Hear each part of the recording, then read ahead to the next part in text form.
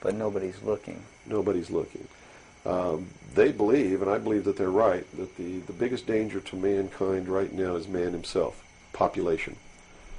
A study in 1957 told them that by 1990 the world population would double in 33 years. Can you imagine that? The world population of human beings doubled in 33 years. Mm-hmm. And they knew that it's an exponential doubling. Throughout history, every time it's doubled, the interval has gotten shorter. So that was 33 years. The next doubling will take place in approximately 28 years. The next one after that, approximately 24 years. Can you imagine if the world population doubles again in 28 years from 1990? In other words, in the year 2018, the world population doubles. And we're having problems with food supplies and timber and clean water and clean air now. And then after that, it doubles again in another 24 years. That's why they created AIDS. Because they didn't want to have to go around the world and say, you, and you up against the wall, you've got to die today.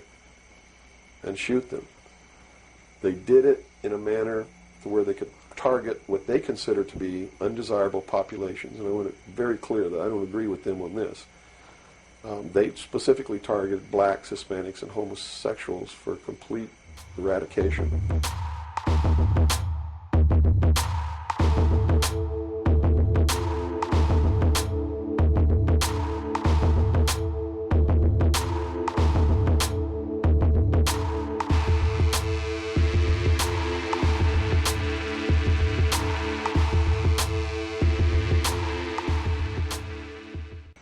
And AIDS is really going through those populations, and it's really doing a number on blacks, Hispanics, and homosexuals. That theory has made news. I've heard that before, and, well, and it's isn't been a debunked theory. very clear by the public, saying, "Oh, that's ridiculous." But you're saying that that may indeed be the case. It's not ridiculous. I actually saw this in documents, and the project name was Project Naomi.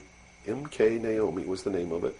It was a CIA project. The AIDS, whatever causes AIDS, whatever that turns out to be, according to those documents, was developed at Fort Detrick, Maryland, under a CIA project called MK Naomi.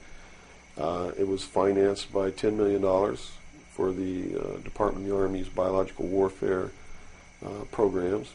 It was carried out, supervised by the CIA, carried out by scientists who worked for the Special Operations Division of the Department of Defense.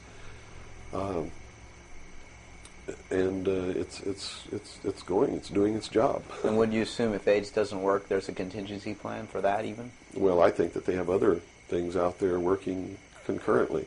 One thing I've learned about these men is they don't just do one thing. In case the public discovers what they're doing, or discovers that somebody's doing, whether they know who's really doing it or not, and stops it, what they have running is several concurrently running plans, so that if one or two fail, the other ones are going to take care of the problem. It sounds pretty hopeless. I mean, based on that scenario, is there anything, any uprising or what? Yeah, there is, but it requires that people wake up. It requires that they really learn the truth instead of live their life in fantasy land. You see, because nothing can exist without the consent of the people. Unless they buy it, it's not going to happen. And all of these plans that lead to the public's ultimate acceptance of what they're going to do. In fact, they're designed to make the public ask for it.